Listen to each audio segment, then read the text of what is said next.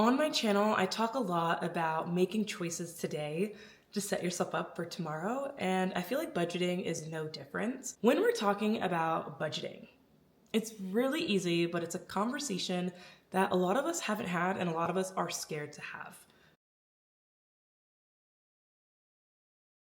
The first thing I want to talk about and just kind of like get on the table is how budgeting works for me. I feel like this will save us both time because if the way that I budget doesn't really align with you, then you could just leave this video and no time has been wasted. The first thing that we're going to want to do is create a blueprint for success. I want you to think about budgeting as laying the groundwork for your financial future. I am a big person on visual representation, and I believe that if you don't know what you're working with, how can you budget it, right? If you don't know what you have, where you are, where you're starting, how can you build a game plan for success? You can't, because you're kind of the blind leading the blind. So I want you to think about where your money comes from. How are you getting your income every month? I want you to literally sit down and figure out, where does my money come from? And then I want you to identify where your money goes. For me, one of the hardest lessons to learn was what I thought I was spending my money on versus what I actually am spending my money on. I want to encourage you guys to literally print out your bank statement and get a highlighter and go through every single expense for the last 3 months and look to see where the majority of your money is going. The biggest thing when it comes to budgeting is going to be your debt repayment. Do you have any debt? Do you have anything that would prevent you from getting further in your financial journey, which is super important. But once you have all those things and you've pulled them all together and you have an understanding of where you're at, then you can move into the next part of this. With this information that we found, now we want to create a realistic budget. I was taught the 50-30-20 rule when I was growing up by my dad, and just from every finance guru. I feel like most people nowadays start with the 50-30-20 split. So this is basically a budgeting guideline that helps you divide your money into 3 categories. So you're gonna wanna put 50% into your needs, 30% into your wants, and 20% into savings and debt repayment. The reason I like using this guideline is because it fluctuates. Some months you're putting 20% into savings, but sometimes you don't have any money to put in savings and you have to pay your bills, and I get that because things happen. But on a general explanation, you're gonna wanna make sure that 50% of your income is going to cover all of your cost of living. So that's your rent, your utilities, groceries, anything that you need to have.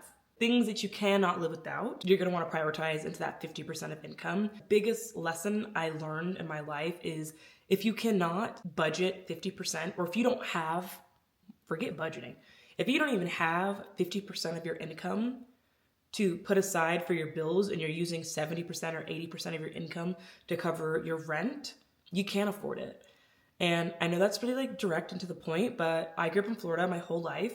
And when I graduated from my master's program, I moved to Sarasota, a beautiful beachfront town in Florida. And I thought, I have a master's degree, I'm gonna be making all this money, I can get this beautiful luxury apartment.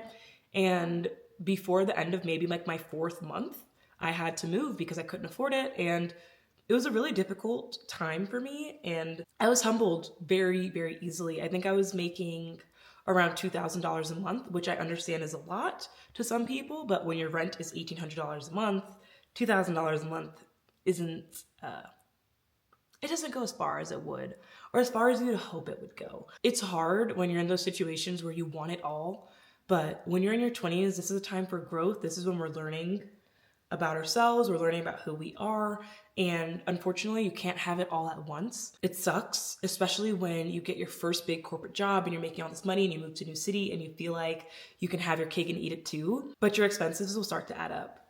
Kind of going back to the 30 and the 20, this is kind of at your discretion. So I'm someone where I like to take that 30% of my monthly income and put it towards traveling, shopping, date nights, girls' nights, anything that brings me those little pleasures in life, like self-care, maybe a gym membership or cycling bar membership. That's where I would put my wants. Those are the things that make my life better. But if they get too expensive, I can cut them out. Compared to where my needs, my rent isn't gonna get cheaper. If anything, the mortgage just gets more expensive and the rent just gets more expensive as time goes on.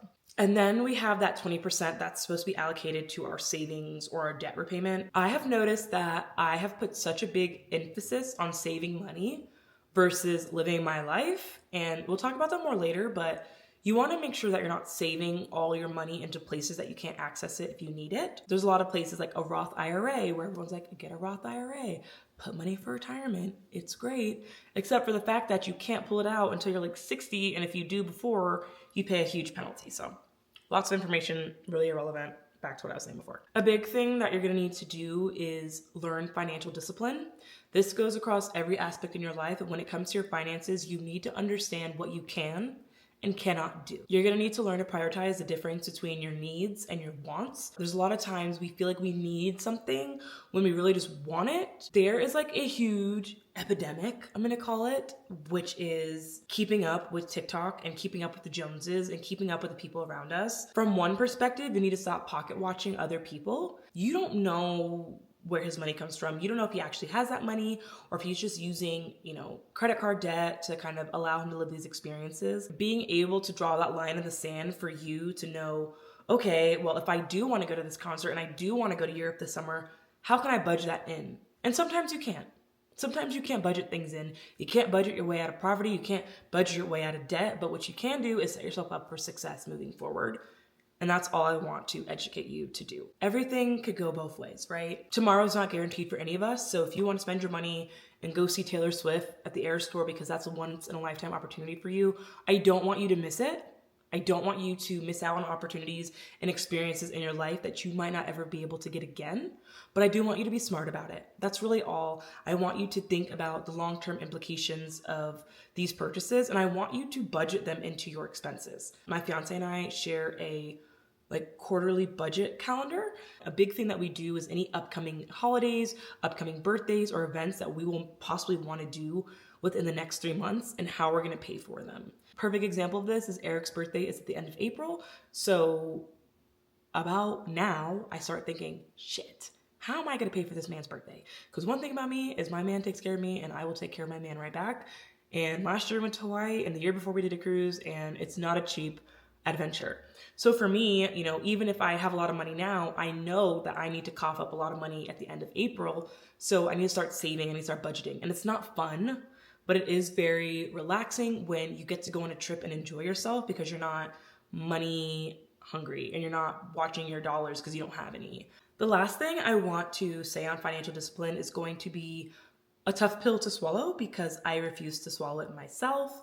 But just because you have more money doesn't mean you have to spend more money. And I know a lot of us, we start corporate jobs and we get promotions and we get bonuses, and all of a sudden we're seeing more money than we've ever seen in our lives. And our first instinct is to treat yourself. You worked hard, you deserve this, spend more money, get a new car. And I promise you, you don't want a new car payment. I promise. I promise you this. You don't want a new car payment. You don't need a luxury apartment. You might want one and it might be really fun and it might be something that's on your bucket list and a goal of yours to have. But I promise you, go back to your saving and your budgeting techniques and think, okay, can I spend less than 50% of my income on this apartment and the utilities and the fees that come with it? If not, I love it, leave it alone. Put it on your vision board for next year. But I promise you, a lot of people get into student loan debt over this. A lot of people take out student loan debt to get new cars, to go on vacations, to have fun, and these things will catch up with you. You want to give yourself a safety net. You don't want to be so far teetering on the red, which I know a lot of us refer to as living paycheck to paycheck. So just be mindful. I don't want to be like a Debbie Downer, but then I also don't want you to be like so much money in debt that you can't enjoy your life. So it's a confusing place to be. With that being said, the next thing I want to talk about is saving money in your 20s. Savings accounts are confusing. We have 401ks, you have Roths, there's high yield savings accounts. There's so many ways that you can save and invest your money. And I want to encourage you to find the best way that works for you. With that being said, the best way to go about saving and setting yourself up for financial freedom is going to be identifying your short-term and long-term goals. So for me, a short-term goal is, what's something that I want to do this year? I've been running low on ideas because I've been running low on money. A big thing that I have been really wanting to do is an Alaskan cruise. A short-term goal is us saving money for this Alaskan cruise. One thing I like to just interject here when we're talking about saving for traveling, A lesson that I had to accept is don't book the trip until you have the money. I am someone where I'm like, oh, well, I'll have the money next month. I'll just put it on my credit card and I'll pay it off. And I can't travel like that anymore. I have to have the money in advance. Otherwise, it's just you're playing catch up and you're living paycheck to paycheck and you don't know when you'll pay everything off. And it's a lot more relaxing to save for the trip and then buy it once you've saved the money. But those are short time frames. Those are things that you pay off once. They don't have long-term maintenance or, reoccurring payments towards them. Something short and easy. Then we have our long-term goals. Long-term goals can be something where it's like paying off student loan debts or paying off a mortgage or putting money down on a home.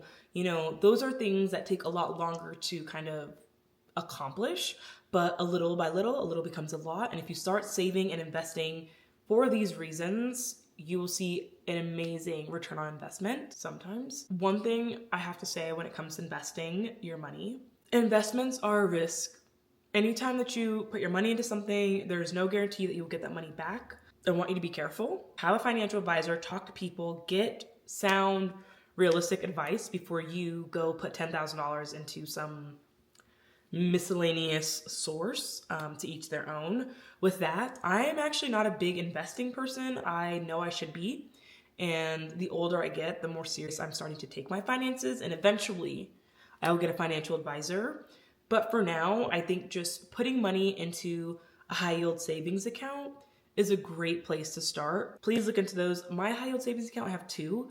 I have one with Capital One and I have one with Goldman Sachs. And it makes me happy every time I check there and there's more money than I put in. It's a good feeling. It's easy. It's stress-free investing, in my opinion. And you can also pull the money out whenever you need it.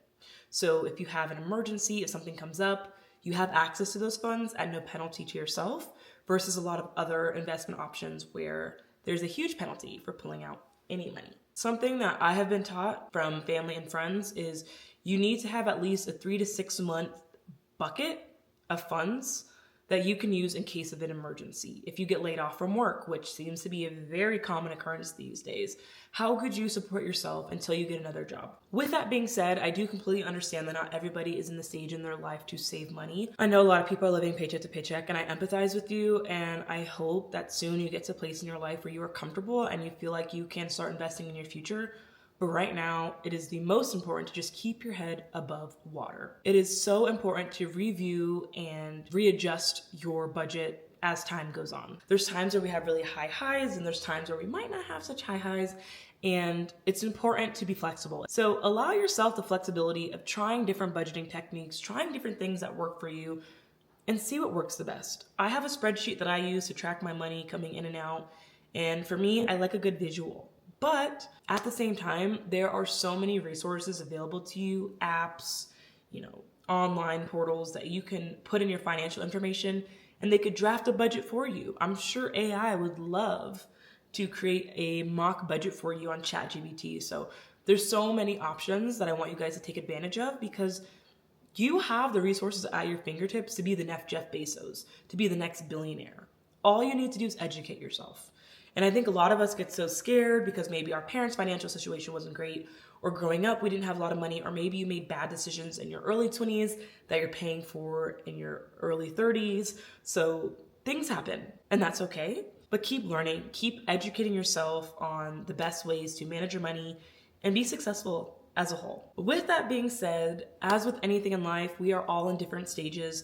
All of us have different financial situations in our 20s, and all of us are always evolving, ebbing, and flowing to just get to the next thing. And others of us are millionaires. And I think from a place of love that budgeting is applicable to all financial situations. Although I know that everyone is going through something different, I think if we all use the resources available to us, we can be in a better place than we were yesterday. I think it's really important when we talk about finances and budgeting and financial goals to not compare yourselves with others. I will say that I recognize that my life is very different in a multitude of ways, probably from all of yours, and I take the knowledge that I've been gifted from my family and friends, and I hope to share it with you guys, and I hope that it helps you even in the slightest. If you have any questions, if you want to work on a budget, if you want a copy of my budgeting spreadsheet, I will email it to you. I will DM it to you on Instagram to help you just get one step ahead of where you are today. is really the most important thing to me. I want to see everybody be great. I want to see everybody living their best lives, and that's really my only goal for you. I feel like I have talked enough for one video, so I will see you guys again next week with another one. Bye. Said G-Way in the club with my twin, we be vibing.